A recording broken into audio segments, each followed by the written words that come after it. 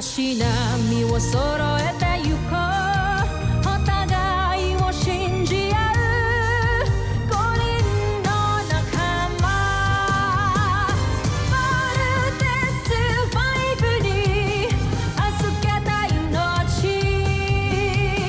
飛ぶぜ宇宙の果てまでもみんなの笑顔も持ち帰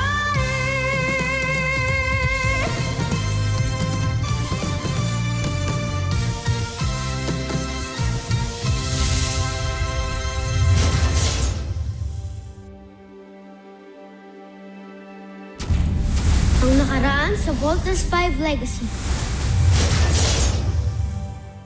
Napakawalang kwenta nga ng mga sandata ng planetang ito. Bolt's team, you are the last line of defense. Bakit parang natatalo na yata tayo? Bakit ka nabigo? Huwag mo akong ipahiya, Zardos. Pinapakilala ko mga bago nating kampiyon. Yan si Baizanger. Wait for it back! Sige pa! Pasangin mo ang lahat ng umaatake sa atin. Team, your mother's hurt. Kailangan tayo ni Mama. Bumalik na tayo sa camp. Kailangan natin mahanap yung Beast Fighter. I'm so sorry, Richard. I have to do this for my sons. Hindi ko sila pwede pabayaan. Mama nyo nagpapalipat ng fighter jet na yan. No! Let my sons go!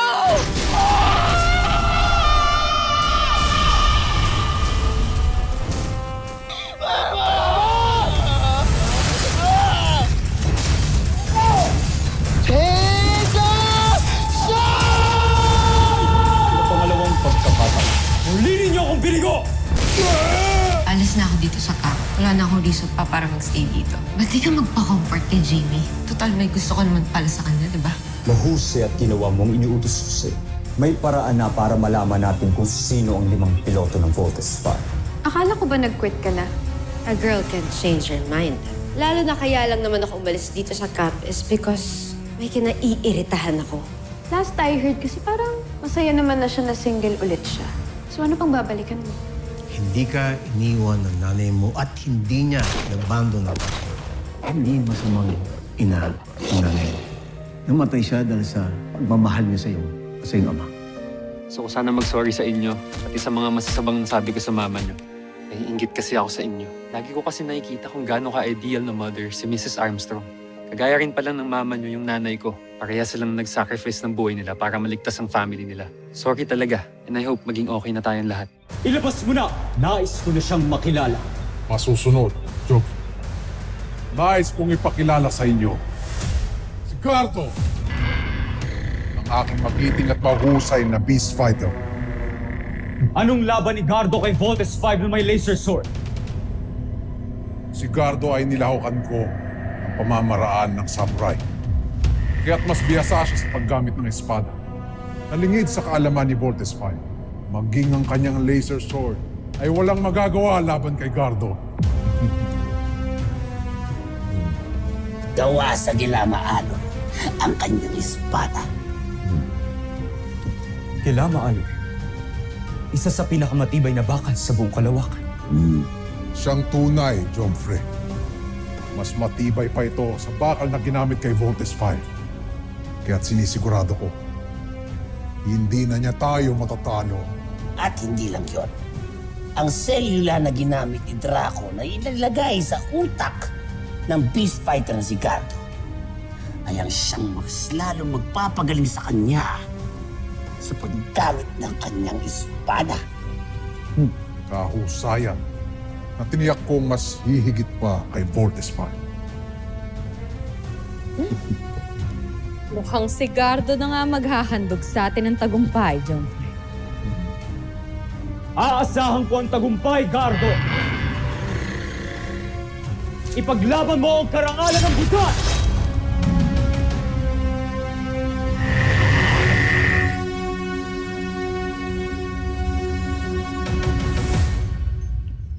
Dr. Smith. Sorry, andito ka pala. Please join us.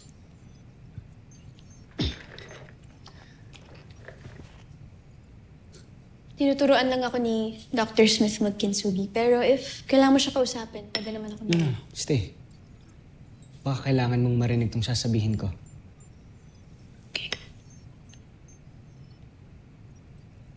Tungkol saan, Steve? Kay Mark po, Dr. Smith. Bigla siyang bumait sa amin. Nag-sorry siya, nakipag-ayos sa amin. Talaga? That's good news. Yeah. Dr. Smith, ano po ba talaga nangyari kay Mark? May sinasabi po siya about his mother. I'm sure one of these days, ikwento rin ni Mark sa niya.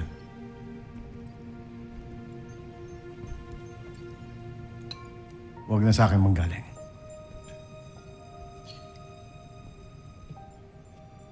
Si Mark, maraming lamat. Pero there's nothing or no one broken is beyond repair. Just like this ball. Kinsugi.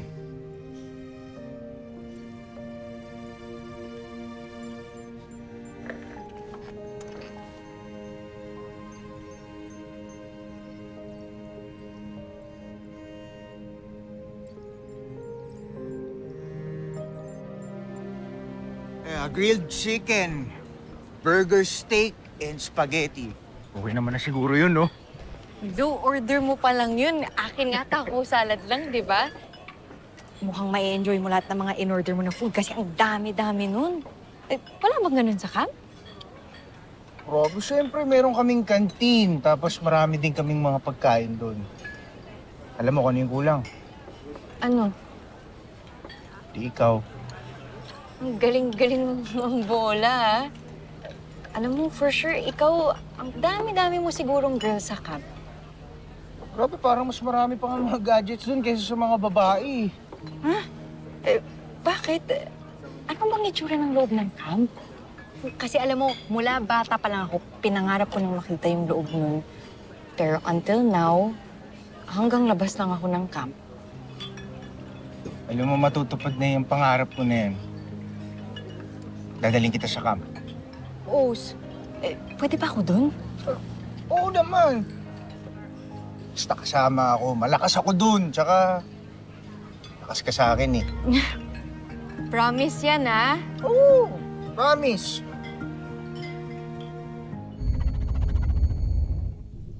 Inihahanda ko na ang muling paglusob sa mga taga-Terra Air 2. Ibig mong sabihin, hindi nyo pa rin nasasakop ang planetang yan. Kanto Aita! Malapit na, kamahalan. Huwag kayo mainip.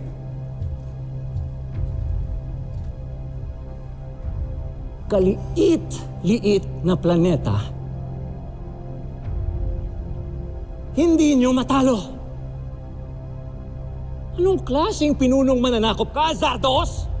Ginagawa ko ang lahat ng aking makakaya. Kung ginagawa mo ang lahat, matagal nyo na sanang nasakop ang Terra Air 2. Naiinip na ako.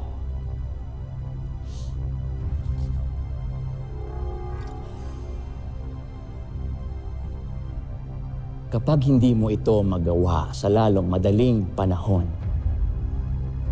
tatanggalin ko ang paghirang ko sa iyo bilang prinsipe ng Buzan. At isasama kita sa mga kauri mo, mga alipin kagaya ng ano mo!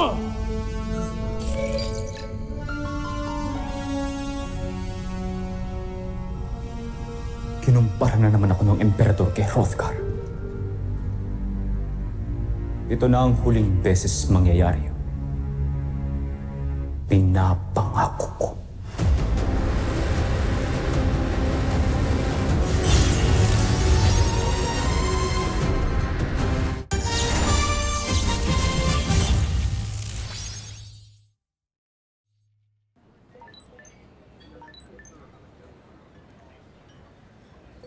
Wait lang ha. Kailangan ko sagutin to eh. Sige, balikan ko yung drinks natin. Hello, kuya. Malis ka na naman ng di nagpapaalam, ha? Nasaan ka? May kasama ako. Yung kinikwento ko sa'yo nung nakaraan. So, nakikipag-date ka pa ngayon? Big Bert, may training tayo. Huwag mong sayangin yung pagkamatay ni Mama, ha? Oo na, sige na. Just give me 2 hours, okay? What? Anong 2 hours? Bumalik ka na ngayon, ha? Hello? Masyadong malakas yung daming mga nag-scooter dito eh. Chappy ka, hello? Alam kong naririnig mo ako. Ngayon, kung hindi ka babalik, ire-report kita. I mean it. Okay, sige. Bye-bye. Uy, ready na yung drinks natin. Sino yun? Parang nagkainisan kayo ah. Hindi, wala yun. Kapatid ko yun. Ganun lang talaga kami mag-usap. Tsaka huwag mo naintindihin yun. Balik tayo. Sige.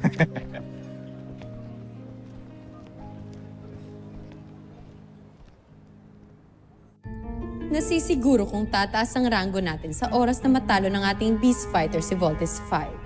Kaya dapat lamang na paghusayan ni Gardo. Siguradong ako ang mauupo sa tabi ni Prinsipe Zardos. Sa oras na matalo natin ang mga taga-Terra Earth. Mataas masyado ang pangarap mo, Draco. Baka nakakalimutan mo. Ako ang utak ng mga armas ni Gardo. Kaya ako ang dapat umupo sa tabi ni Prinsipe Zardos. Maaaring ikaw ang utak. Ngunit ako pa rin na nakapag-isip kung saan ibabase ang abilidad ng pakikipaglaban ni Gardo. Kaya't ako ang nararapat sa tabi ni Prinsipe Zardos.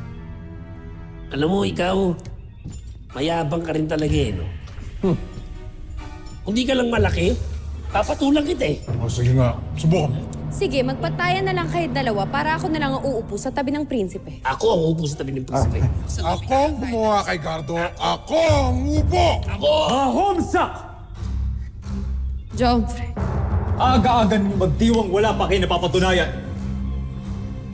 Patawag sa iyong narinig, Joffrey. Masyado lang kaming kumpiyansa na matatalo ni Gardo si Voltes 5. Kung ganun, aasahan ko ang tagumpay, Draco. Umayo kayo't wasakin si Voltes 5 para sa karangalan ko at ng buong busa. Masusunod, Jo.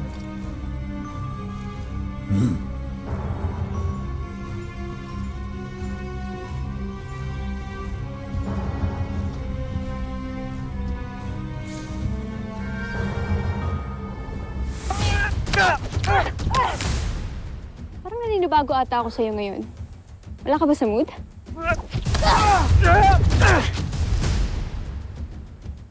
Paano ba naman ako gaganahan?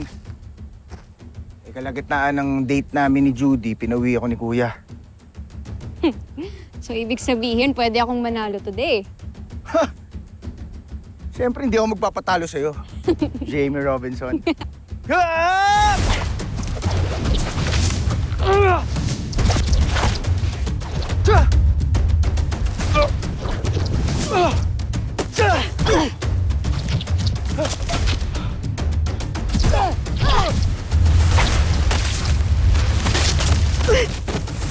Jamie!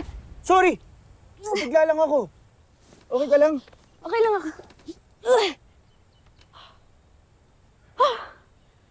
Ang galing na na. Ano yun? Butterfly return. Butterfly return? After mawala ni Papa, pinatira ako ni Mama sa mga monks.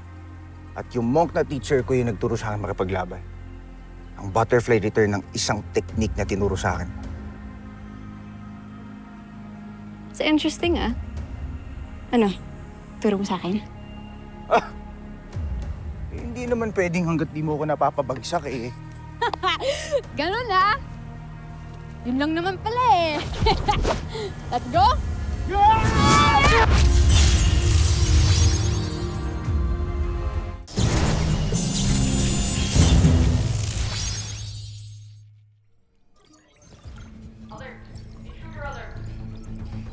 Commander, Richard, we have sighted the Bosanian beast fighter heading towards the north. Papuntang general direction ng Camping Falcon. What? Sound the alarm. Call the Voltes 5. Makatake ng mga Bosanian. Ay, sir. Battle station!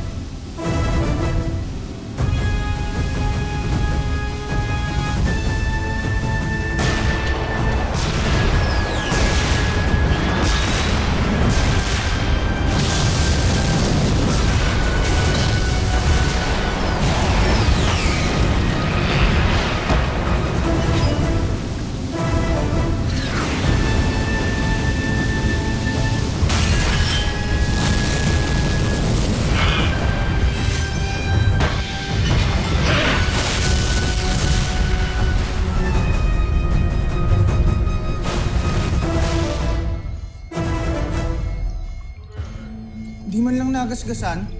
He's really tough. Yan ang beast fighter na makakalaban natin. Team, alam kong kayang-kaya niyo yan. And I believe in you. Talunin niyo yung beast fighter niyan para hindi na yan makapamsala. Go now. Yes, Dr. Smith. Team, let's take this beast fighter down. Let's go!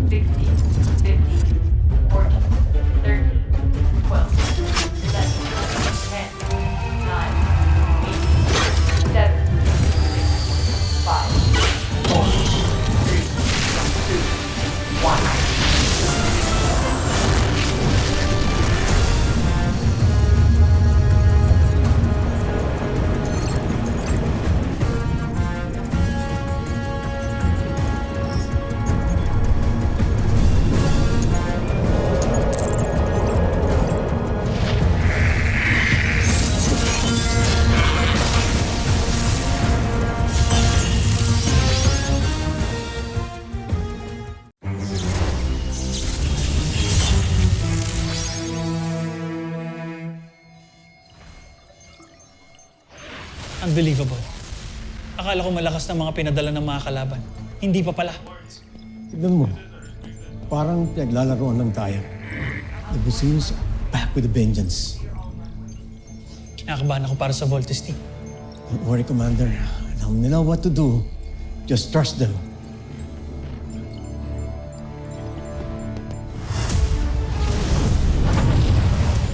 Ayun! Ayun yung beast fighter! Little John, kung masyado ma-excite. Kakaiba tong beast fighter na to, ah. Hindi siya in the form of an animal, para siyang humanoid. Team, I'm sure pareho lang yan sa mga unang beast fighters na pinadala ng mga aliens. So there's nothing to be frightened about. Kaya atakihin na natin yan. Pasakin na natin ang sangyan. Get ready. Commit! Cruiser missiles!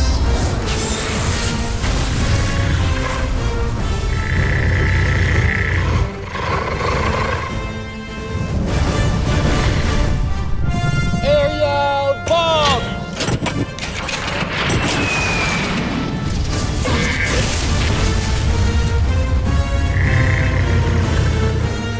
Frigate missile!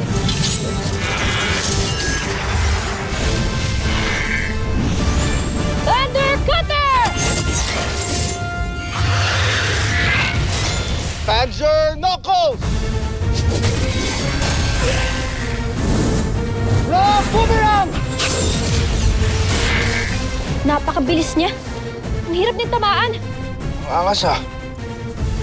Kuya, nakabase ang fighting style niya sa isang samurai warrior. Guys, kailangan natin mag-ingat.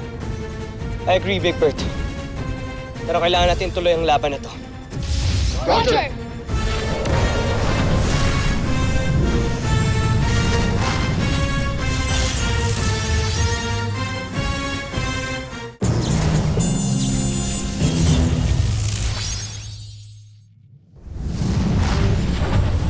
Team, tapusin na natin to. Ayoko nang may madamay pang iba.